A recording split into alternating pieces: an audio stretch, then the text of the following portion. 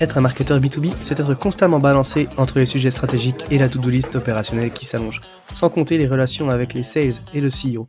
Mais tu n'as pas à être seul. Entre et installe-toi, bienvenue au Café du Market. Je suis Axel Kaetka, ex-responsable marketing et solopreneur, créateur du Café du Market, la communauté francophone réservée aux marketeurs B2B.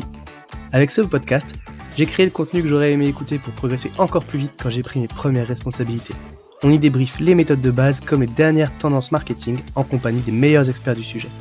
Et si tu veux aller encore plus loin, tu peux aussi t'abonner à la newsletter ou rejoindre directement la communauté pour échanger avec des pairs et donner un coup d'accélérateur à ta carrière. Et maintenant, détends-toi, prends ta boisson préférée et si tu entends des discussions intéressantes, sers-toi, c'est offert par la maison. Pour ce podcast, j'ai l'honneur d'être soutenu par ma solution de marketing automation préférée, c'est Pledzi. Si je t'en parle, c'est parce que je l'ai utilisé à titre pro et que j'en ai été pleinement satisfait. On le sait, quand on fait du marketing automation, ce qui est compliqué, c'est d'entretenir constamment des workflows de nurturing et de les mettre à jour avec de nouveaux contenus. Là où Pledzi est très fort, c'est qu'ils ont développé une campagne intelligente qui est capable de pousser automatiquement le bon contenu au bon moment à la bonne personne, en fonction de ses centres d'intérêt et du stade de maturité du lead. Ce qui ne gâche rien, c'est qu'ils ont une équipe au top, avec un service CSM dédié qui est là pour t'aider à mener à bien ton projet. Mais assez parlé, passons à l'épisode. Bonjour à toutes et à tous et bienvenue au Café du Market. Aujourd'hui, on va se faire un petit épisode veille réglementaire parce qu'il y a des grosses réglementations qui arrivent sur le sujet des identités numériques et qui vont avoir un impact important pour les marketeurs, notamment sur les problématiques de ciblage et d'attribution pour tout ce qui est un petit peu autour des stratégies paid.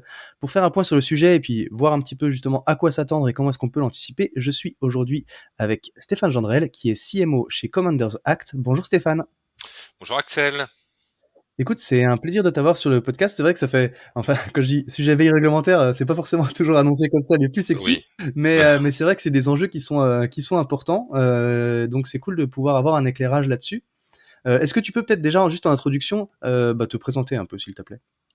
Écoute, tout à fait. Donc, alors actuellement, donc comme tu disais, j'occupe un poste de CMO chez Commanders Act, et en fait, en réalité, j'ai rejoint Commanders Act il y a quelques mois à l'occasion d'un rapprochement entre une société que j'ai fondée qui s'appelle AdLoop, qui est une Mhm. plateforme d'optimisation du média digital, du média digital, on va dire, de tout ce qui est marketing digital. Voilà, donc qui dépend évidemment beaucoup des données utilisateurs. Hein. Du coup, c'est vrai que le sujet, je l'ai pratiqué pas mal de fois. Voilà, et donc AdLoop, c'est une société, une solution qui avait 7 ans. Et avant AdLoop, j'étais dans l'analytics encore, mais côté plutôt consulting, au travers d'une société qui s'appelait Advertisement et dont les activités françaises ont été revendues à Converteo, qui est un cabinet de la place. Voilà. Donc, pour poser le sujet, ça fait, on va dire, une quinzaine d'années que je travaille dans tout ce qui est analytics et notamment le marketing analytics, qu'on va évoquer probablement un petit peu aujourd'hui. Ouais, très cool. Justement, on va rentrer dans le vif du sujet. Je le disais, on va parler un petit peu réglementation, données personnelles, enfin identité numérique. Et justement, tu me diras la différence, mais c'est vrai que il y a pas mal de réglementations qui évoluent en 2024, qui vont avoir un impact certain. Du coup, on le disait pour les marketeurs, notamment sur les leviers paid. Est-ce que tu peux, dans un premier temps, déjà revenir un peu sur c'est quoi les choses qui bougent en 2024 autour de ce sujet-là, dont il faut avoir conscience, quoi. En 2024, tout ce qui est réglementation, on va dire privacy en général, c'est un peu on va dire un serpent de mer, hein, c'est-à-dire que c'est pas nouveau. Mais ce qui arrive en 2024, c'est l'entrée en vigueur de la dernière mouture des réglementations européennes en la matière, qui s'appelle le DMA, hein, Digital Markets Act, donc Mhm. qui entre en vigueur, c'est-à-dire que c'est passé dans les réglementations nationales, et du coup les acteurs du marché doivent se mettre en conformité avec ce qui est inclus dans le Digital Market Act. C'est vrai, ce qui avait beaucoup changé et beaucoup fait de bruit il y a quelques années, c'était le RGPD, hein, Mhm. qui là avait vraiment mis, on va dire, un gros coup de pied dans enfin dans ce que devaient faire les différents acteurs, avec notamment le consentement au dépôt de cookies. Et c'est vrai qu'on a vu fleurir ça et là toutes ces bannières de consentement. Ça demandait quand même beaucoup d'efforts de Ouais. mise en conformité aux différents, à tous les acteurs de l'internet, que ce soit les annonceurs, que ce soit les publishers et autres. Voilà. Et donc là, en 2024, le Digital Markets Act va rajouter une couche de réglementation sur l'information des utilisateurs, sur la nécessité de consentir, et puis aussi sur les transferts de données entre les différentes plateformes, notamment de données personnelles. Ok. Du coup, concrètement, à quel type d'impact on peut s'attendre? Tu vois, qu'est-ce que ça va, enfin, changer dans le quotidien? Je sais que, tu vois, par exemple, au niveau de, enfin, Google Ads, il y a eu des modifications très récentes là aussi sur le début de l'année, sur le consent mode, tu vois. Enfin, c'est des choses qui sont liées. Ouais, oui, tout à fait. Oui, le consent mode, c'est clairement un effet direct du Digital Markets Act, où en fait bon, on va dire qu'il y avait un certain nombre alors soit de zones d'ombre, soit de principes qui pouvaient être un petit peu contourné dans le RGPD, et du coup le Digital Markets Act vient un peu corriger ça et renforcer absolument le dépôt du consentement, notamment l'utilisateur doit consentir explicitement au partage de ses données, on doit beaucoup mieux l'informer de où est-ce que ces données vont être envoyées. Enfin, je sais pas si tu as remarqué, si les auditeurs ont remarqué, mais est apparu depuis quelques semaines, on va dire, dans les pop-in de consentement aux cookies. Bah voilà, vos données peuvent être envoyées à, je sais pas, 421 partenaires marketing ou 1037 partenaires marketing. Voilà, donc bon, c'est toujours des nombres qui portent un peu, enfin voilà, où on est assez surprenant.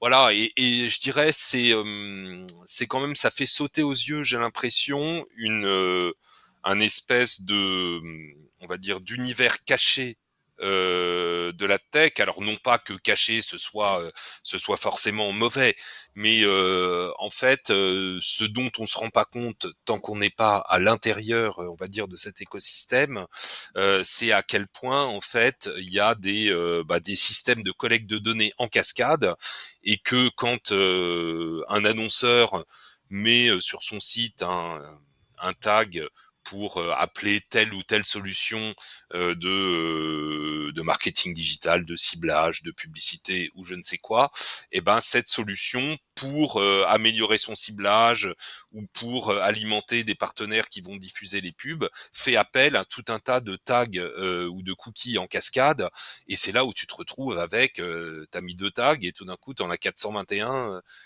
qui arrivent en cascade. Voilà, donc je dirais en fait c'est pour donc enfin encore une fois, c'est pas interdit de collecter de la donnée, c'est pas interdit de collecter de la donnée personnelle, c'est même probablement nécessaire en grande partie à alimenter l'écosystème AdTech et MarTech, mais ce que veut le législateur européen là en l'occurrence, puisque nous on est en Europe et du coup c'est évidemment ce type de réglementation qui s'applique, c'est que l'utilisateur soit informé de ce qu'on fait de ces données et qu'il puisse librement consentir. Voilà. Et donc, si on parle données personnelles et collecte de données personnelles, ce qui est un peu notre sujet du jour, c'est vraiment ça qui change en 2024, quoi. Ok. Alors, il y a un autre truc. Ouais, excuse-moi, Vas-y, je t'en prie, vas-y. non, il y a un autre truc qui va changer. Alors, qui est pas vraiment lié à la réglementation, mais quand même un peu, enfin, qui est une conséquence, on va dire, semi-indirecte de la réglementation, et qui va énormément affecter l'écosystème, c'est la disparition des cookies tiers. bon, ça pareil, c'est un serpent de mer, c'est-à-dire que, enfin, chaque navigateur, à part Chrome, a petit à petit s'est mis petit à petit à refuser les cookies tiers au fil du temps. Voilà, Chrome, qui est le dernier navigateur qui ne refusait pas a priori, c'est-à-dire automatiquement les cookies tiers, va le faire vers la fin de l'année. C'est a priori vers plutôt début octobre, enfin début du 4e trimestre. Voilà.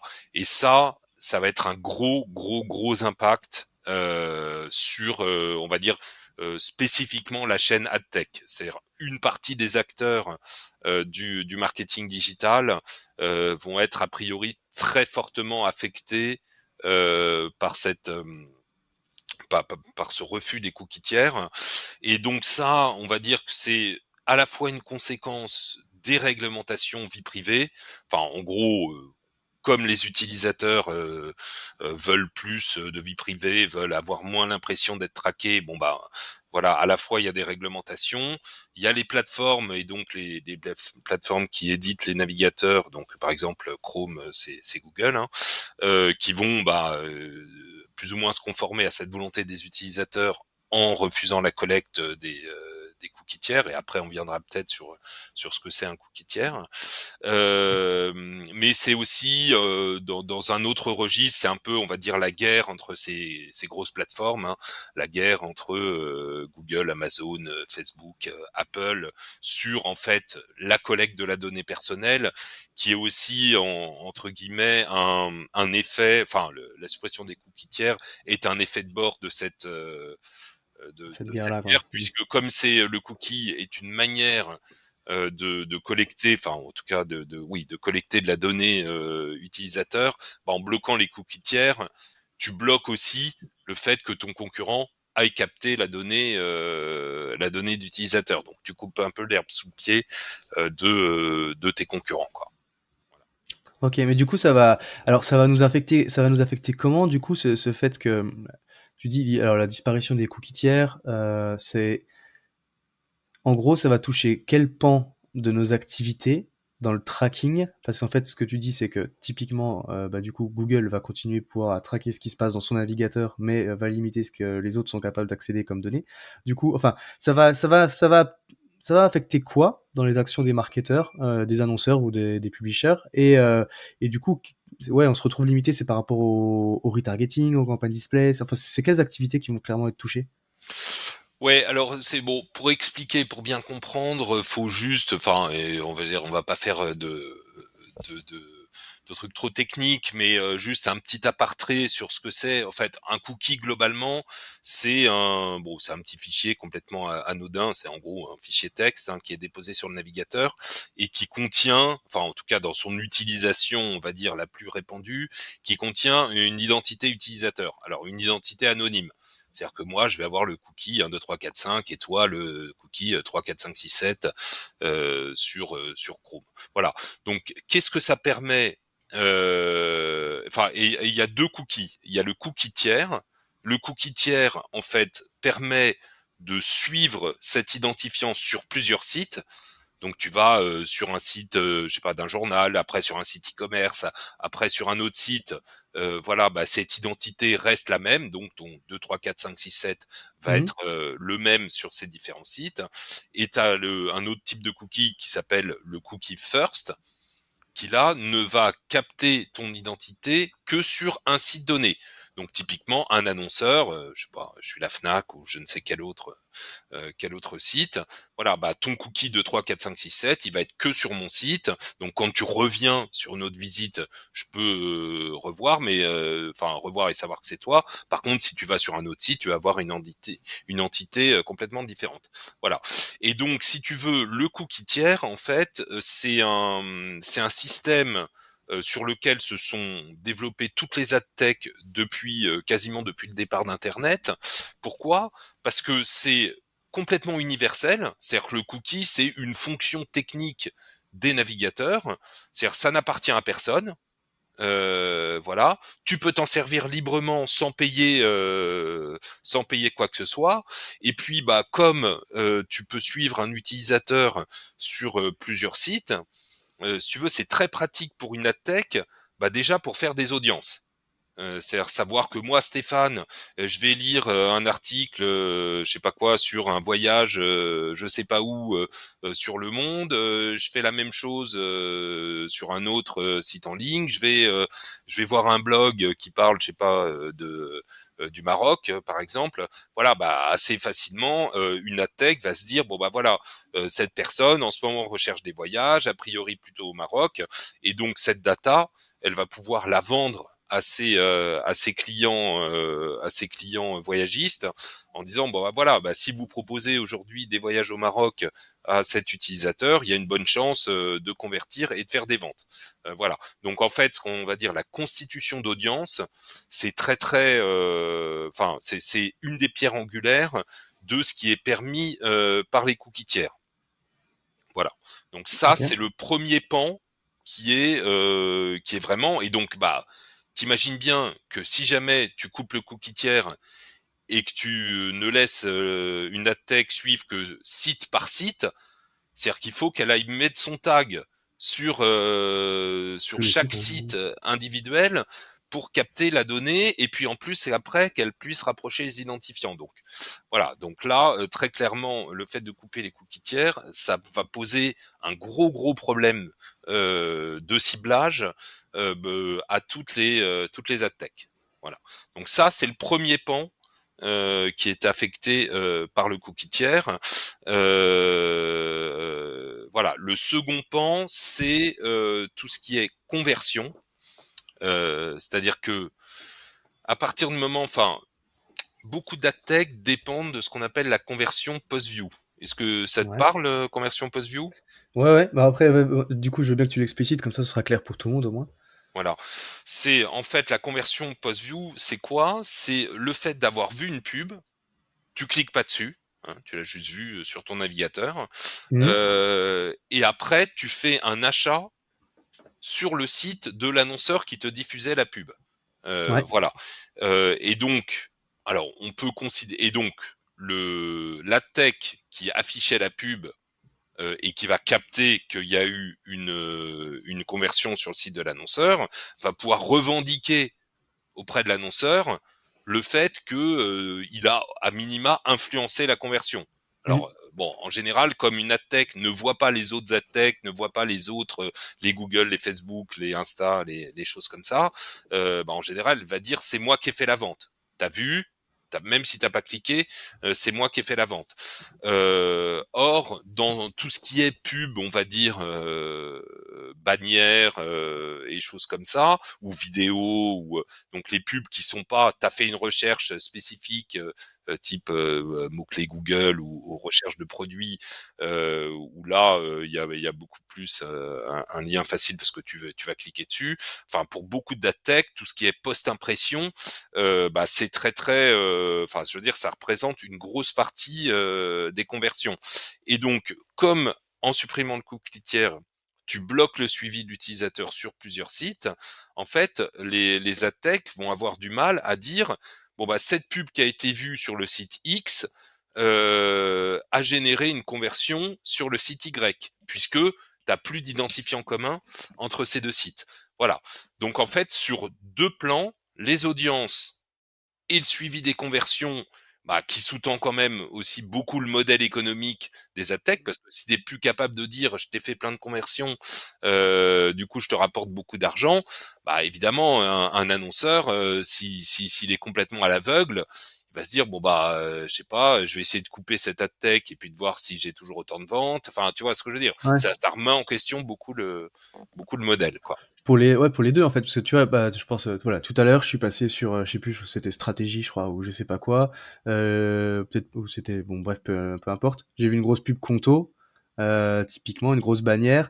Derrière, je vais sur le site de chez Conto, mais par la recherche organique ou par machin, peu importe, à la limite, je souscris. Là, ils sont capables de dire que c'est parce que j'ai vu une bannière, enfin, de lier la bannière, effectivement, à ma navigation, mais par contre, demain, bah, du coup, ce système-là d'attribution, il est complètement coupé, quoi. Donc, à la fois, j'allais dire pour la tech qui va gérer ça, mais aussi du coup pour les sites qui affichaient les publicités, quoi. Exactement. exactement, c'est ça.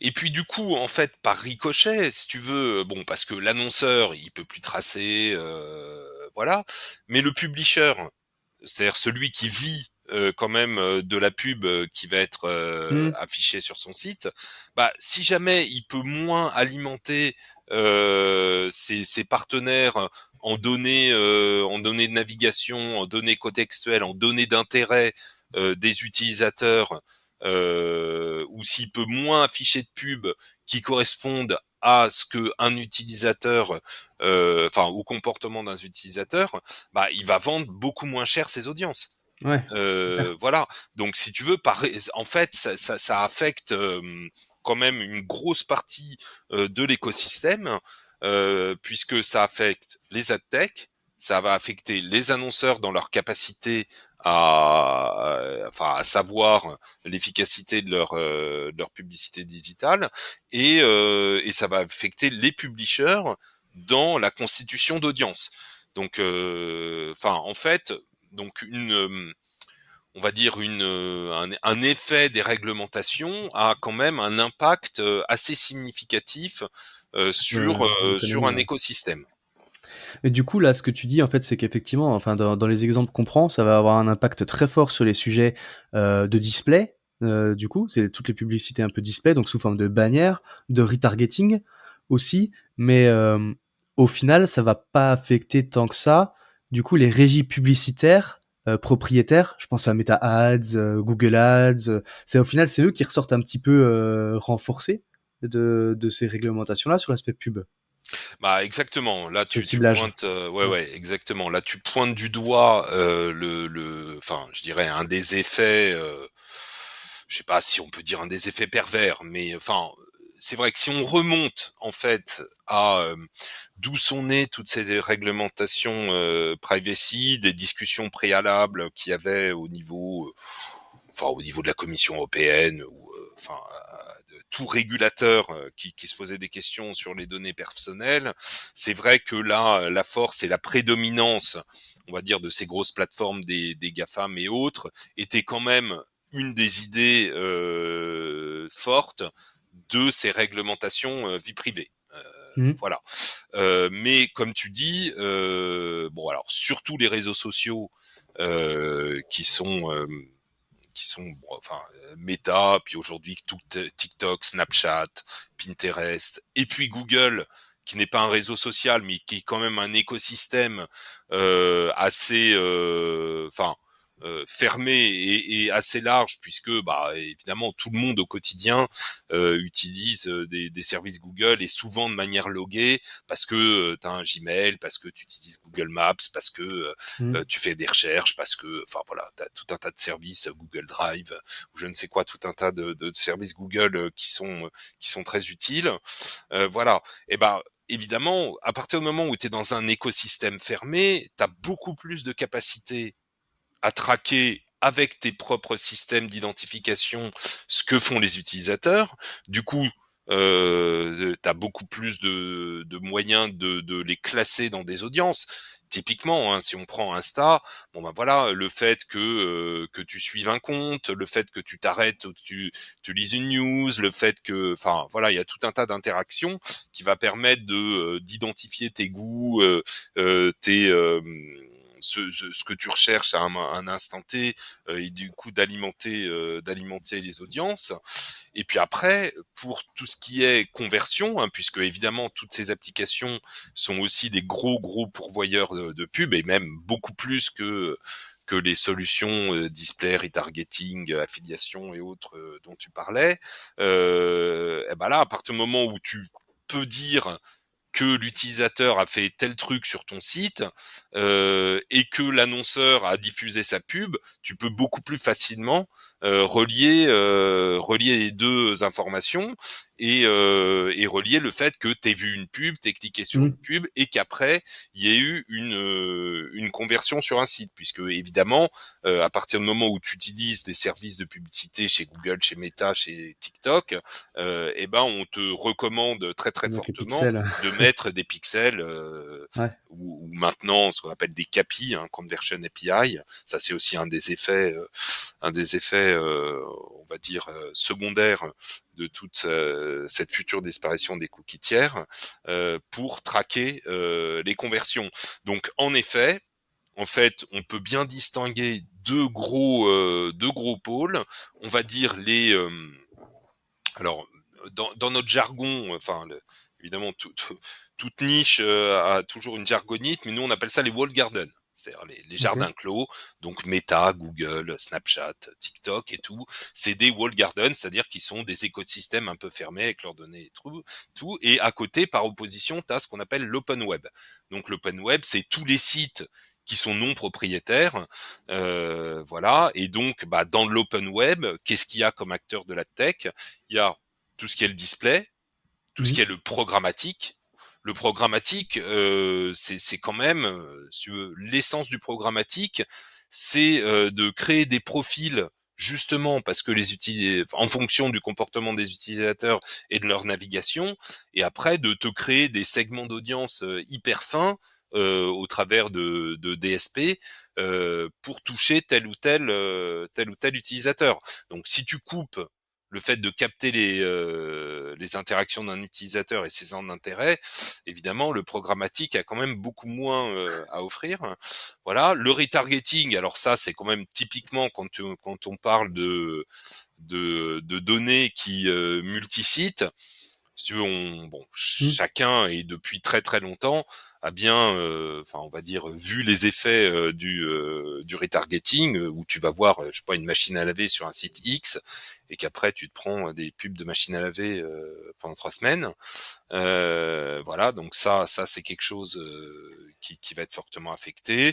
Et puis après tout ce qui est, on va dire, display-like, donc je sais pas, les native ads, l'affiliation.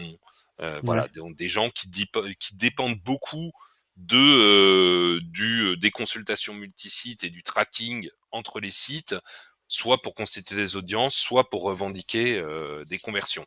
Donc si tu veux, là, quel va être l'effet? Bon, je veux dire, la disparition des cookies tiers, tout ça, ça date. Enfin, je veux dire, c'est pas d'hier. Hein, on en parle depuis quelques années. Mhm.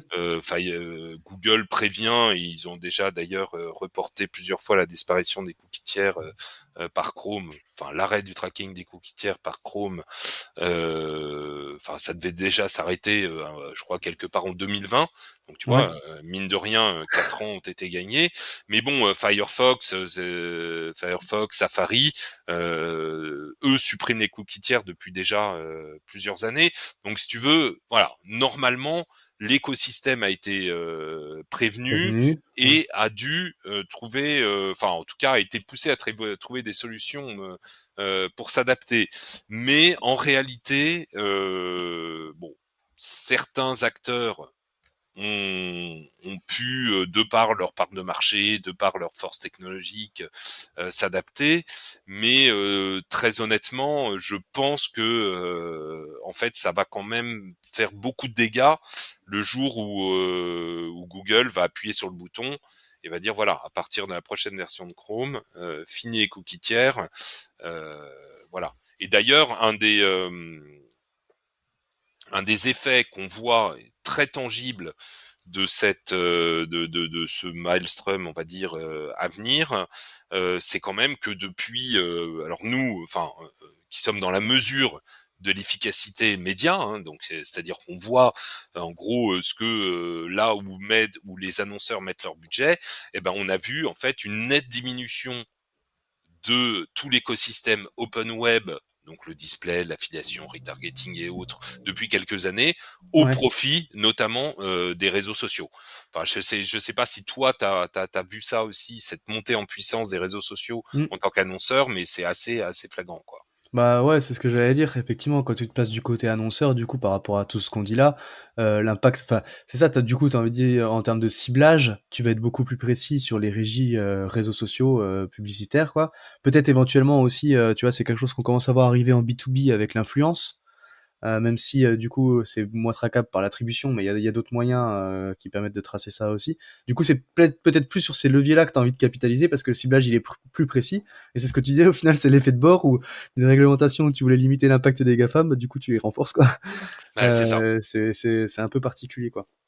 Ouais, ouais, et tu fais bien d'ailleurs de parler de l'influence parce qu'en fait, on va dire que c'est un deuxième effet qui renforce un peu. Bah, c'est-à-dire que l'influence, c'est un très bon moyen de capter des centres d'intérêt.